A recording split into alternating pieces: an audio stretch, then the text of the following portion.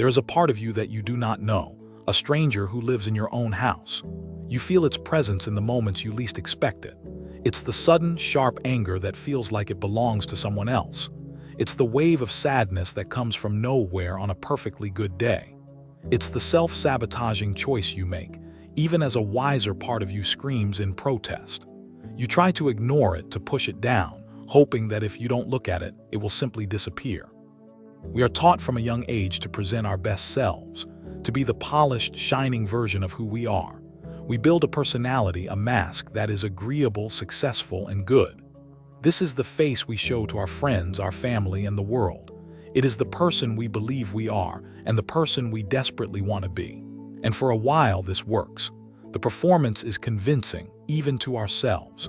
We feel safe behind this carefully constructed identity. But the darkness is still there.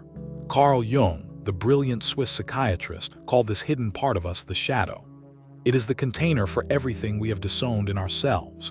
Every impulse, every weakness, every secret desire, every shame we have refused to confront. It's not necessarily evil. It is simply what we have deemed unacceptable for the person we are trying to be. It is the raw, untamed wilderness that exists just outside the neat little garden of our conscious mind.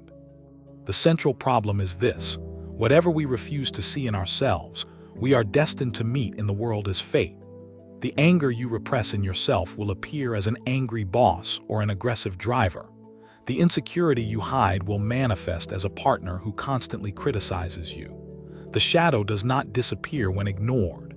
It projects itself outward, painting the world with the very colors you refuse to acknowledge within your own soul.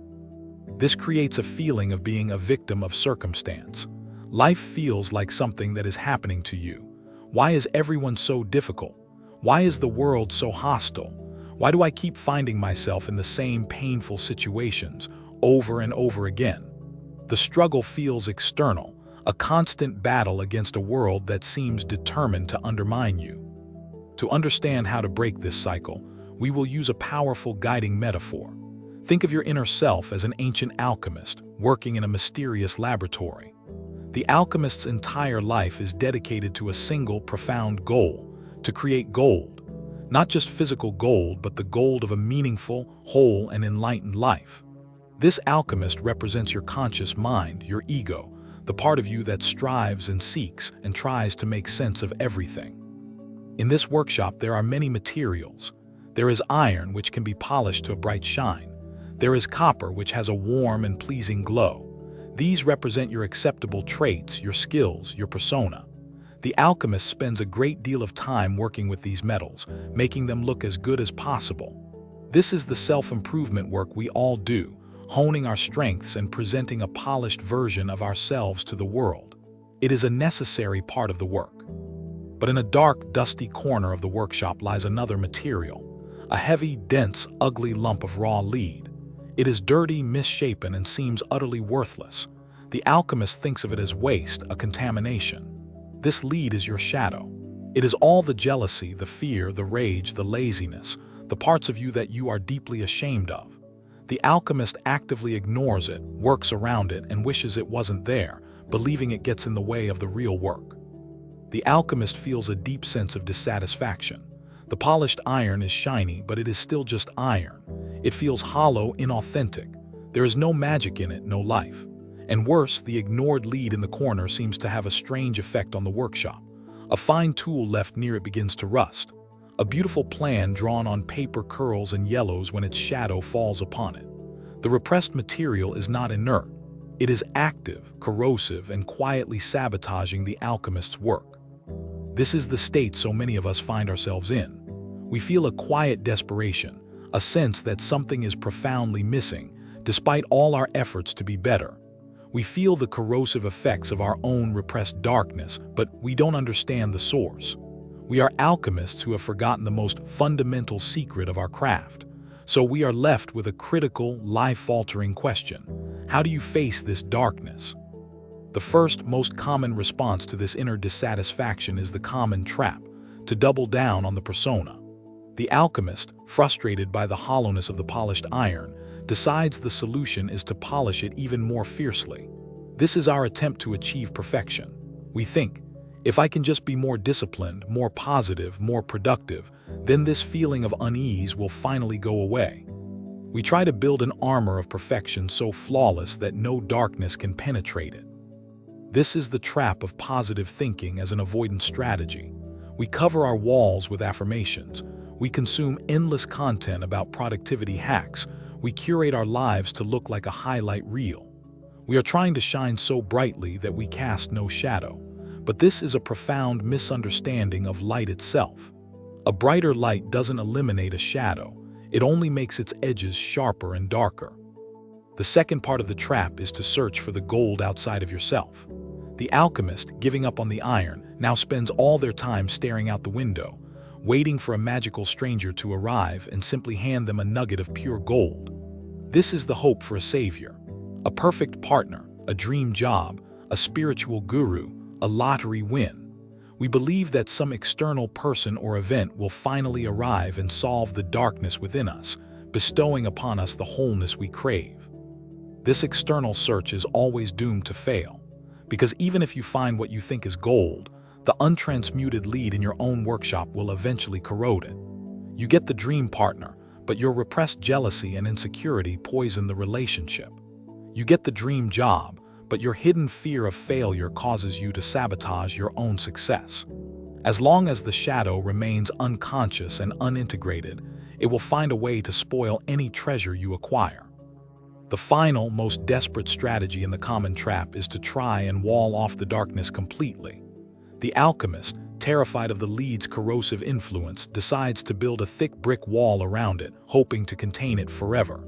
This is repression and denial in its most extreme form. We numb ourselves with distractions. We refuse to think about uncomfortable truths. We build a fortress around our heart. We say, "This is not me. This darkness has nothing to do with me." But the wall cannot hold. The energy of the shadow is immense. The repressed material builds up pressure. It leaks out in unpredictable ways. It manifests as chronic anxiety, as sudden emotional outbursts, as physical illness, or as a pervasive sense of deadness and disconnection from life. The energy required to maintain the wall is colossal, draining the alchemist of all the vitality needed for the real work. You become a jailer in your own soul, and the prisoner is a part of you. This is why these common solutions fail. They are all based on a single, flawed premise, that the darkness is an enemy, that the lead is worthless junk to be polished over, replaced, or locked away. We treat a part of ourselves as a mortal foe, and in doing so, we declare a civil war within our own psyche. It's a war that can never be won, only managed at a tremendous cost. It keeps us fragmented, exhausted, and blind to the incredible secret we are about to uncover. This internal war is the source of so much of our modern malaise. We live in a culture that champions the highlight reel and hides the messy reality.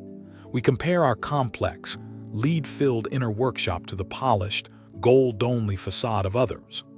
This comparison creates a profound sense of shame and inadequacy, convincing us that we are uniquely flawed. Think about the language we use. We talk about fighting our demons, killing our ego, conquering our fear. It is the language of violence, of opposition. This adversarial stance is the very core of the trap. It ensures we remain in a state of perpetual conflict. It keeps us running, hiding, and polishing, forever avoiding the one place where true transformation is actually possible. The place we have been taught to fear and despise above all others, the darkness itself. The exhaustion from this fight is immense. You feel it in your bones. The constant vigilance, the fear of being found out, the effort of pretending. It is the weariness of a soldier who has been fighting on two fronts for a lifetime. One front is against the world, the other, more terrible front, is against himself. The alchemist in his workshop, surrounded by his failed projects, his useless wall, and his corroding tools, is at a point of utter despair. He has tried everything he knows and nothing has worked. This moment of despair, however, is not the end. It is a necessary precondition for the beginning of the true work. It is the point where the ego, the part of you that thought it had all the answers, finally admits defeat. It is the dark night of the soul where you confess, "I don't know what to do. My way is not working."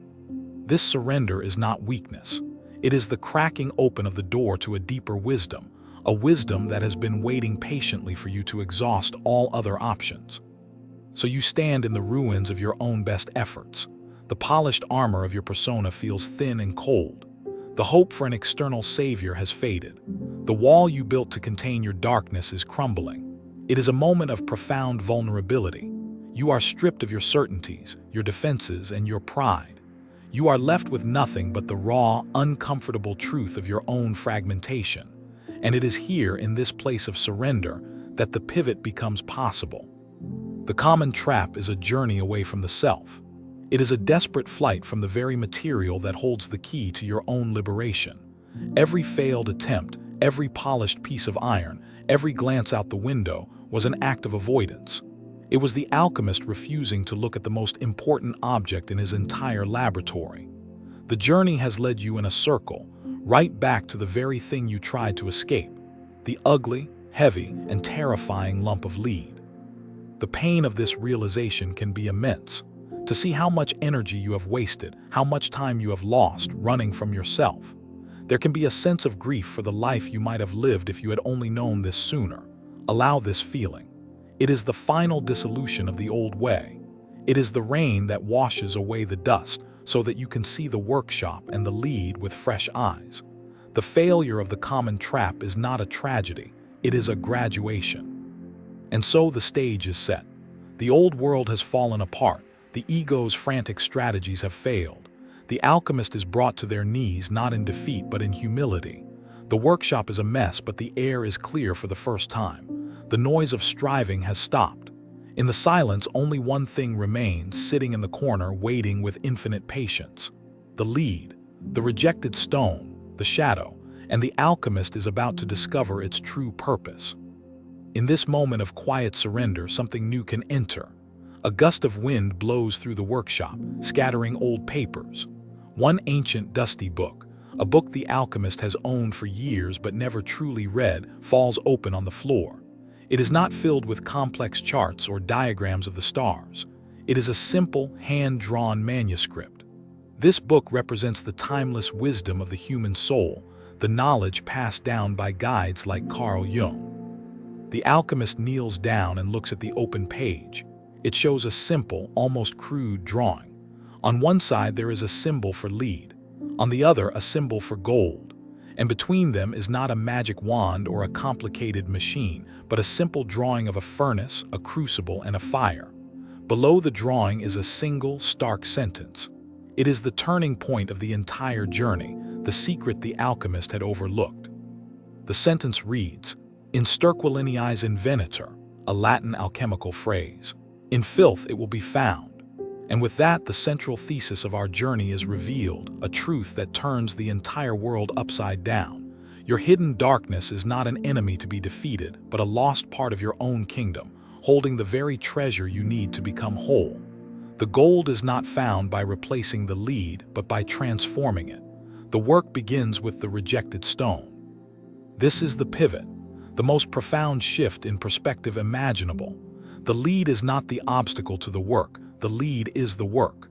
The darkness is not the enemy of the light, it is the raw material for the light. Your shame, your fear, your anger, these are not character flaws to be eradicated. They are the dense, heavy, potent raw materials from which your most authentic and powerful self, your inner gold, can be forged.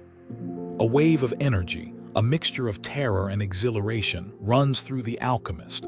For their entire life they have been running from this lump of lead, and now this ancient wisdom is telling them to turn around and walk directly towards it, to pick it up, to engage with it, to place it in the very heart of the fire. It is a call to courage. The courage to stop fighting a part of yourself and start listening to it instead. This insight reframes everything.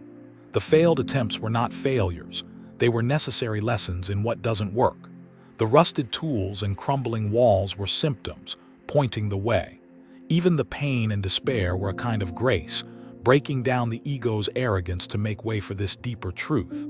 The journey through the common trap was not a waste of time. It was the only path that could lead to this moment of true humility and readiness. Carl Jung called this process individuation. It is the journey of becoming an individual, or an undivided person. It is the lifelong project of integrating the conscious and the unconscious, the light and the shadow.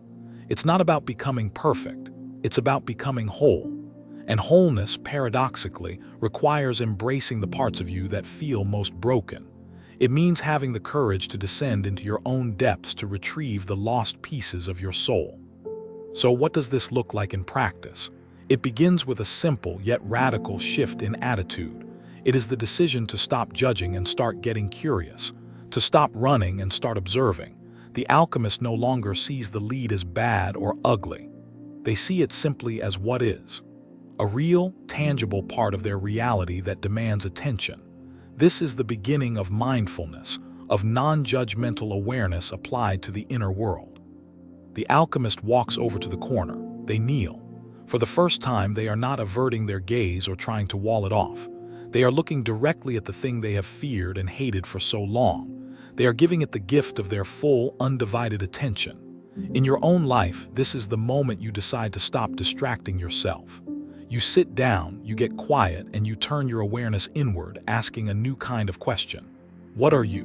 What do you have to tell me? This is the turning point where philosophy becomes practice. It is the commitment to a new path, not the easy path of polishing iron or waiting for gold, but the difficult, meaningful path of transmutation. It requires patience, it requires courage, and it requires a deep trust in the process, even when it feels painful or confusing. The alchemist understands that they are not just making gold, they are remaking themselves. The wisdom of Jung and the ancient alchemists is not an invitation to a one-time fix. It is an invitation to a new way of living, a way of living that is in constant dialogue with the totality of who you are, not just the convenient parts.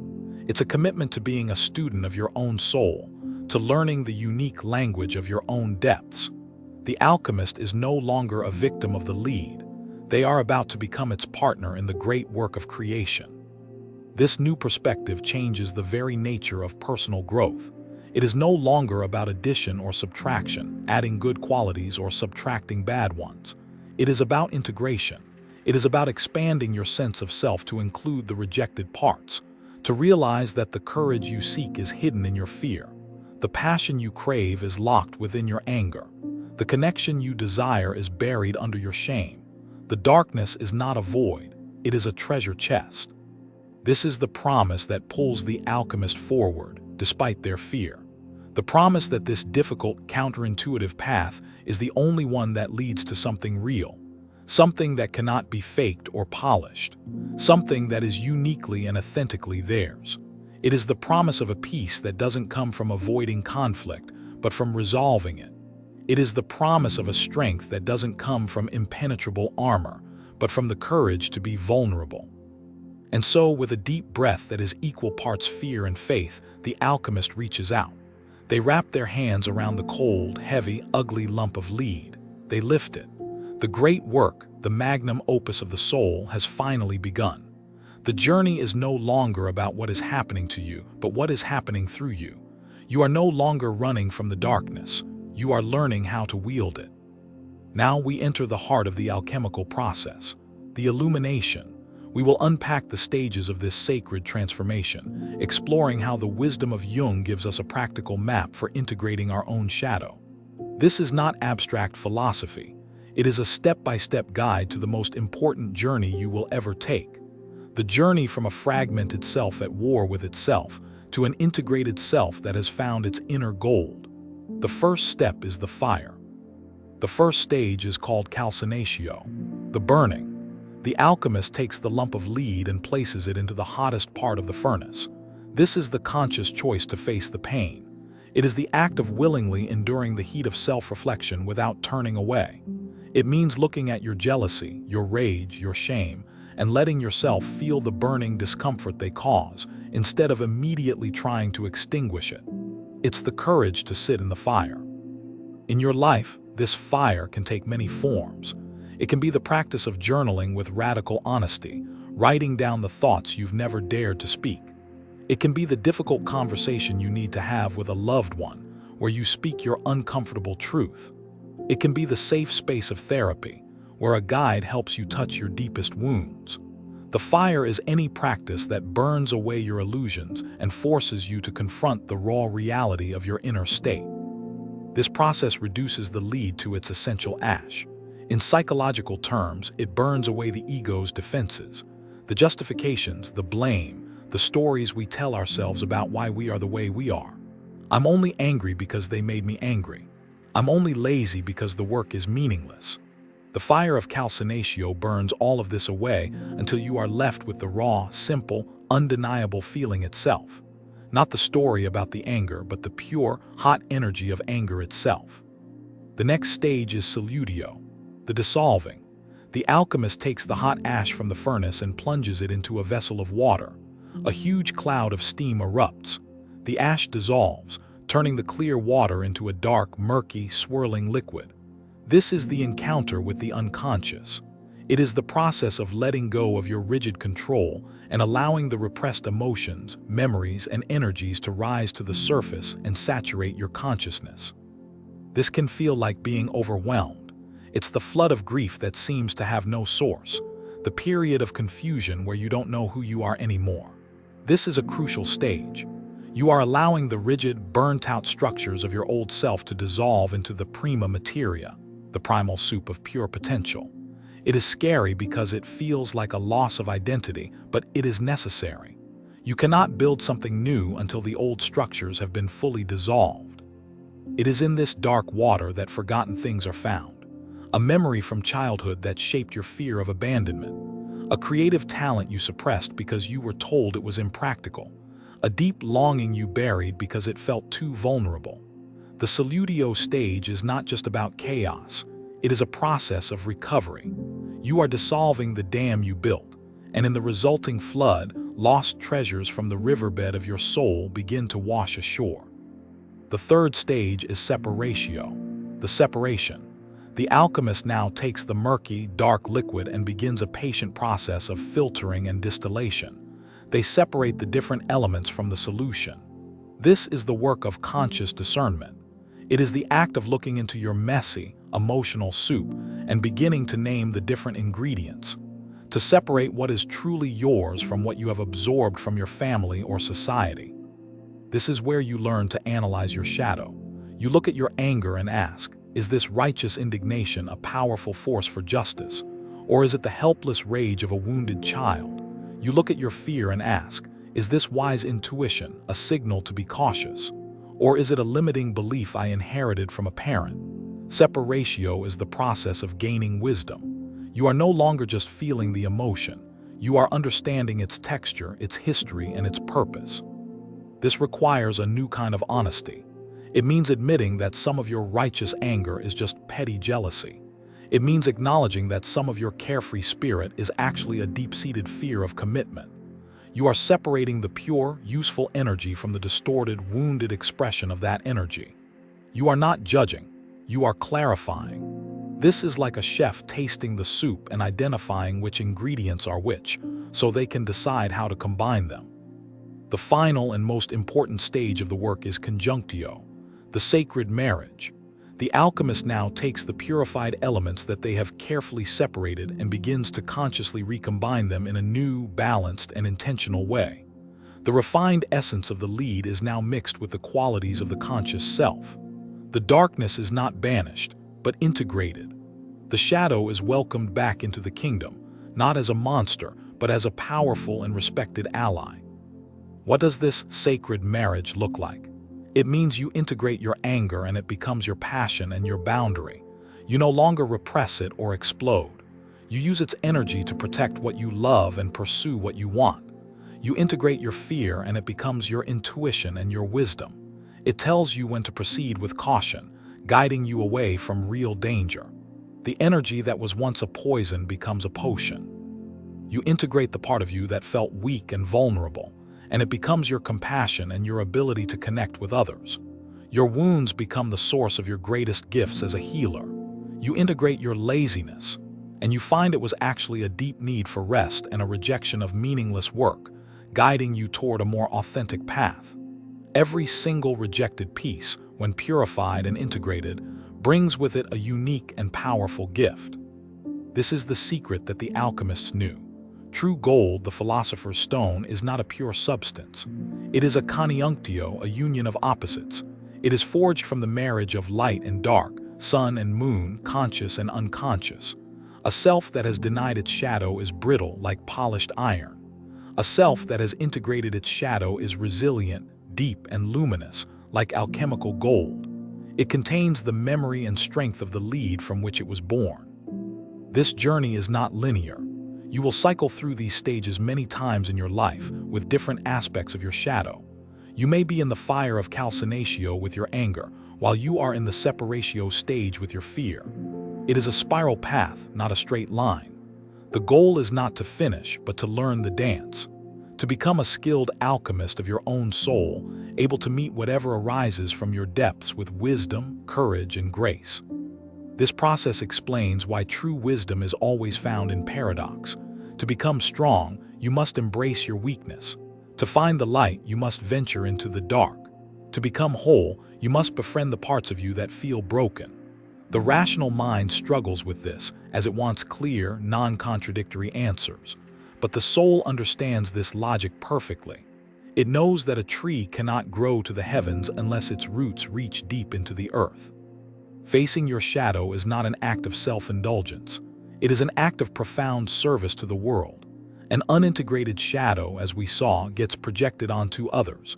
It is the source of prejudice, of blame, of us versus them thinking. When you do your inner work, when you take back your projections and own your own darkness, you stop adding to the world's conflict. You clean up your side of the street. Wholeness within creates peace without. The great lie is that your darkness makes you unlovable. The profound truth is that your wholeness, which includes your darkness, is what makes you truly capable of deep and authentic love. When you can accept the shadow in yourself, you develop the capacity to accept it in others. You are no longer terrified by their anger or their sadness, because you have befriended your own. This creates relationships based not on perfection, but on profound, compassionate, and resilient acceptance. Remember, the goal is not to eliminate the shadow. That is impossible and undesirable. The shadow is a vital part of you. It is the seat of your raw vitality, your creativity, your connection to the primal and instinctual energies of life. A person with no shadow is not a saint. They are a two-dimensional cartoon, lacking depth and substance. The goal is to bring the shadow into consciousness, to build a relationship with it, and to integrate its gifts. The fire of calcinatio teaches you resilience. The waters of solutio teach you to surrender. The discernment of separatio teaches you wisdom. And the union of conjunctio brings you to a state of wholeness. Each stage is a teacher, and the curriculum is your own life. Your triggers, your moods, your dreams, your mistakes. These are not problems. They are messages from the deep, invitations from your soul to continue the great work. This journey takes you from a state of being a victim to a state of being a creator. Before, life was a series of random, painful events happening to you. Now, you see that everything, especially the difficult parts, can be used as material for your own transformation. You are the alchemist. Nothing is wasted. Every lump of lead, every challenge, every heartbreak is an opportunity to fire the forge and create a little more gold. The process of calcinatio, the burning, is perhaps the most feared stage. It's the confrontation with raw, unfiltered truth. When you stop blaming others for your anger, you have to face the fire of your own rage. It feels dangerous, as if it could consume you. But the alchemical secret is that the fire purifies. It doesn't destroy the substance, only the impurities, the illusions, the ego's defensive shell. You must trust that you are stronger than the fire. Let's explore solutio, the dissolving, more deeply. It is the great humbling. The ego loves to be solid, defined, and in control. The waters of the unconscious dissolve all of that. This stage often corresponds to periods of depression, grief, or aimlessness in life. We are taught to fear these states and medicate them away immediately. But alchemy suggests they can be a sacred time, a necessary undoing before a redoing, a return to the womb of potential. And separatio, the separation, is an act of supreme intelligence and compassion. It is the ability to hold your own messy feelings without judgment and gently untangle them. Imagine a child having a tantrum. You don't get angry at the whole child. You separate the child's legitimate need for a nap, for attention from their unskilled expression of that need, screaming. You do the same for your inner self. You find the legitimate need hidden within the shadow's distorted behavior. Finally, the magic of conjunctio, the sacred marriage, is about balance. It is not about the shadow taking over, nor the light dominating the shadow. It is about a new center of personality being formed, a center that stands between the two and holds them in respectful relationship. The ego, the conscious I, learns that it is not the king of the whole psyche. Your dreams are a primary way the shadow communicates. They speak in the symbolic language of alchemy. Pay attention to the recurring figures you meet in your dreams, especially the ones that scare you or annoy you. These are often messengers from the unconscious, personifications of your own disowned parts. A monster chasing you might be your own repressed power that wants to be integrated. A beggar asking for help might be a neglected part of your soul. This work requires a deep kindness towards yourself. You will stumble. You will be tempted to build the wall back up. You will fall back into blaming others. This is part of the process. The alchemist doesn't succeed on the first try. There are explosions, failed experiments, and moments of despair. The key is to treat these moments not as failures, but as more material for the work. You simply pick yourself up, consult the wise book, and begin again with more knowledge than you had before. Another way to see the shadow is through your sense of humor, especially the dark or sarcastic kind. The jokes you make can reveal uncomfortable truths you're not ready to face directly. What are the off-limits topics you secretly find funny? What cynical observations do you make? This isn't about judging your humor, but using it as a diagnostic tool. Your laughter can be a flashlight that illuminates hidden corners of your psyche, revealing resentments or beliefs you weren't consciously aware of. The body is also a keeper of the shadow. Chronic tension in your shoulders might be the physical manifestation of burdens you refuse to acknowledge. A nervous stomach could be the fear you're trying to swallow. The body keeps the score. Practices like yoga, deep breathing, or dance can be alchemical processes. They create a fire and a flow that can dissolve physical armoring, releasing the stored emotional energy of the shadow without you even having to consciously think about it. Let's consider a concrete example. Say a part of your shadow is extreme jealousy. The common trap is to shame yourself for it or pretend it's not there. The alchemical approach is to put it in the furnace. You admit, I feel intensely jealous. You sit with the burning shame of it, calcinatio. You let yourself feel the flood of insecurity and fear of loss underneath it, solutio. You separate the real desire for security from the distorted need to control, separatio. Then comes the sacred marriage, conjunctio. You realize the jealousy was a distorted expression of your capacity for deep attachment and your commitment to a relationship. You integrate this energy. It transforms. Now, instead of controlling behavior, it becomes a conscious dedication to nurturing the relationship. It becomes the energy to be a more attentive, loving partner. The poison has been transmuted into a powerful medicine for connection. The lead has become gold. This is the pattern for every part of the shadow. Your laziness is transmuted into the wisdom of rest. Your rage is transmuted into the passion for justice. Your deep sadness is transmuted into profound empathy. Your fear is transmuted into prudent intuition. The work is not to get rid of these energies, but to help them mature, to help them grow up from their raw, childish, destructive forms into their wise, adult, creative expressions. The world will tempt you to abandon this work. It will reward your polished iron and be made uncomfortable by your alchemical process. When you start to integrate your shadow, you may become less predictable, less eager to please. This can be threatening to those who benefited from your fragmentation. This is a crucial test. You must choose between the comfort of belonging to a system that keeps you small and the lonely, yet liberating, path of becoming whole. The reward for this courage is authenticity.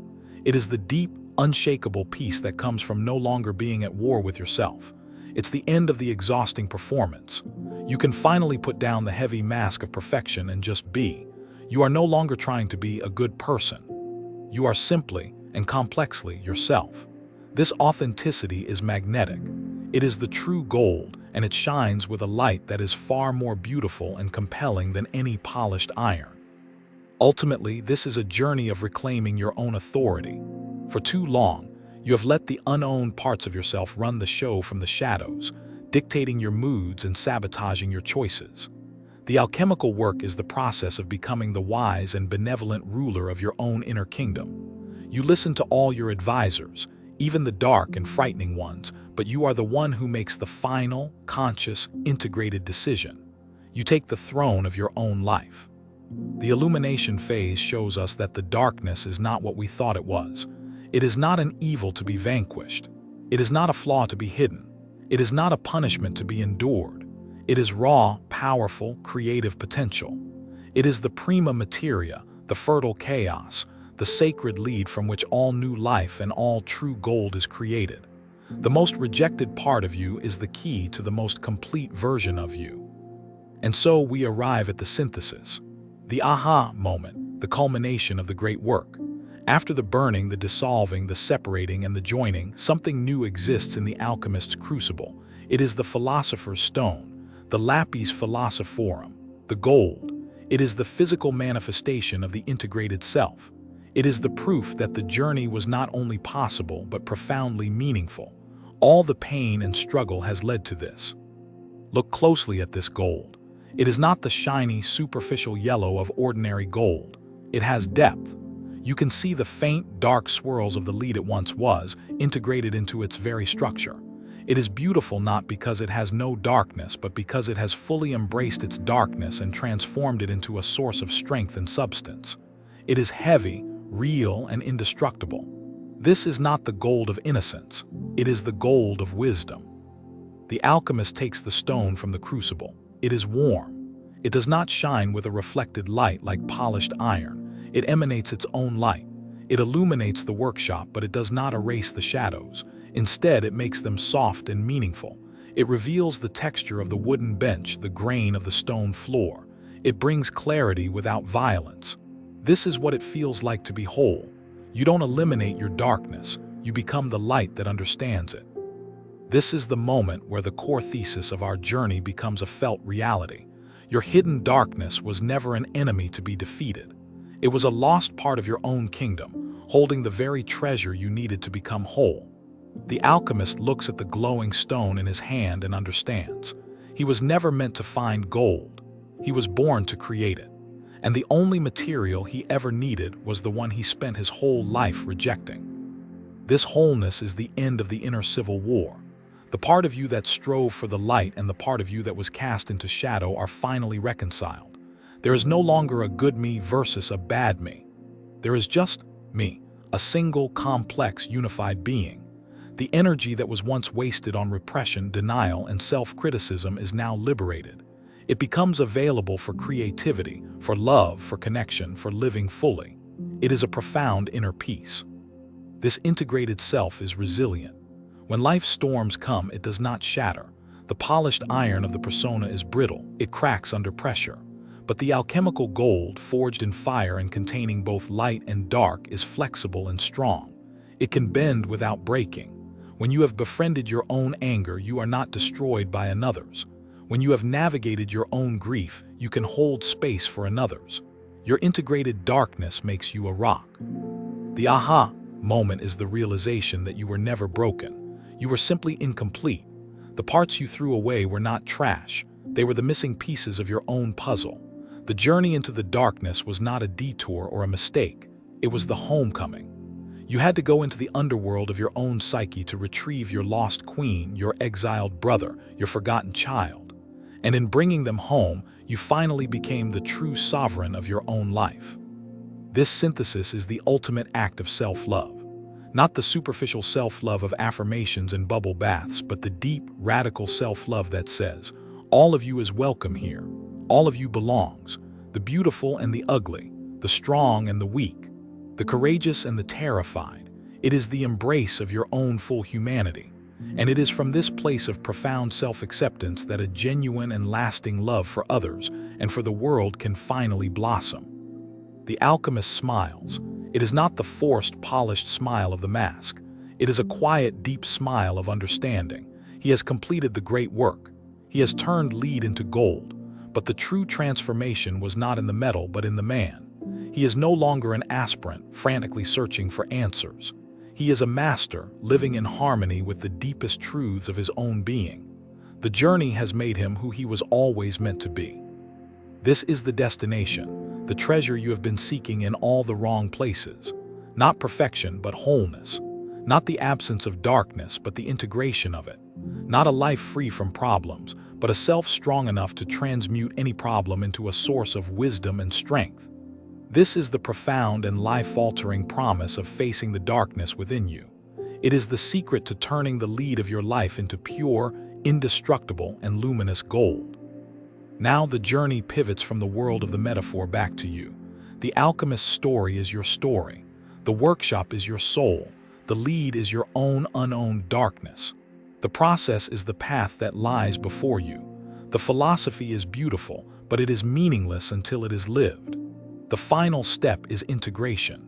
It is about how you carry the wisdom of the alchemist out of the workshop and into the fabric of your daily life. You don't need a literal furnace or a crucible. Your life is the alchemical vessel. Your relationships, your work, your challenges, your quiet moments of reflection. These are the stages of the great work. The gold is not a single event, but a new way of being. It is a shift from seeing your flaws as liabilities to seeing them as potent, raw material. It is a new consciousness that you bring to every moment. This does not mean you will never feel anger, fear, or sadness again. In fact, you may feel them more clearly without the buffer of denial. The difference is your relationship to them. You no longer identify with them.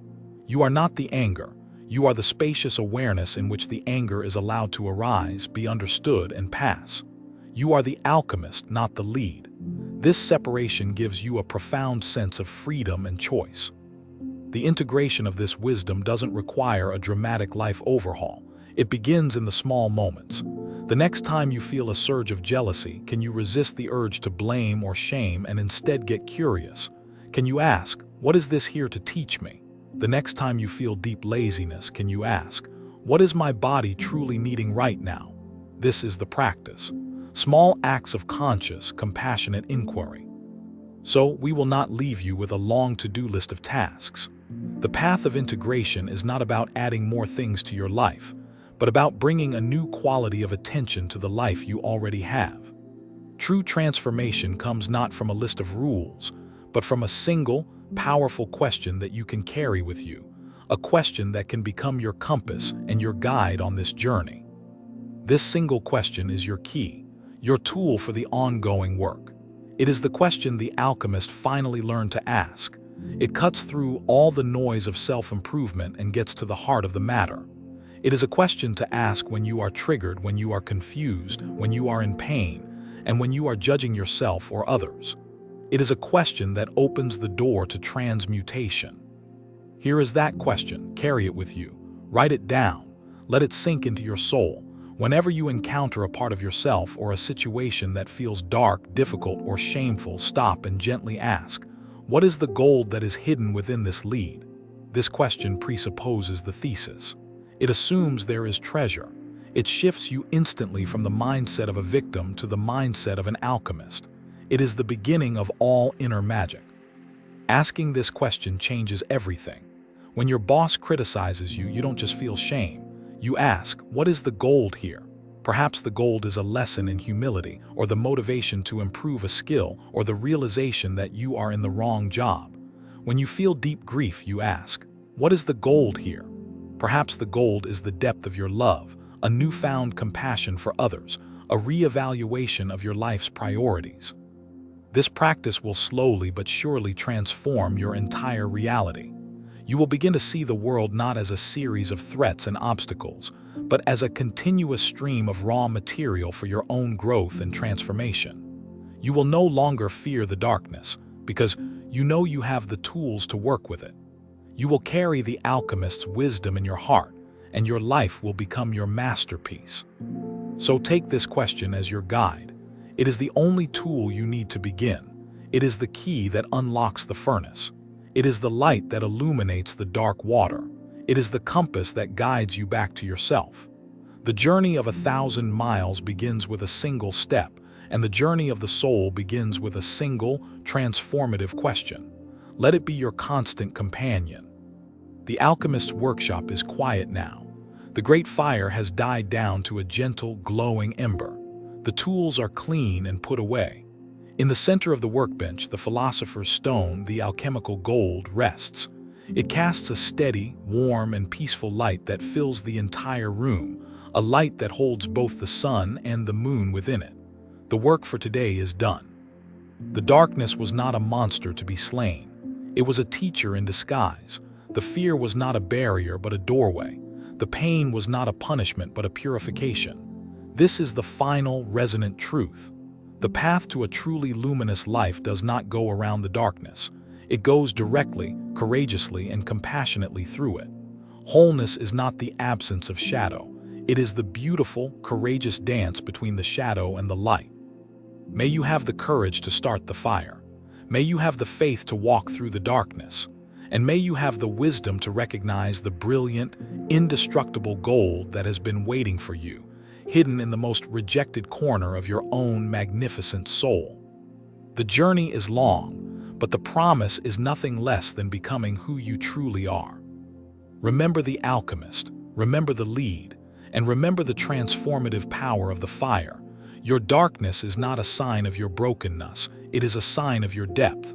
It is the raw material of your own divinity. Go forward and be the artist of your own soul. Be the alchemist of your own life. Create your gold. The greatest adventure is not to travel the world, but to travel inward. It is the only journey that truly matters, and its treasure is a peace that passes all understanding. The work is challenging, but you are not alone. Timeless wisdom is here to guide you, and a whole community of fellow travelers are on this path with you. If this journey resonates with you, explore further and continue the conversation.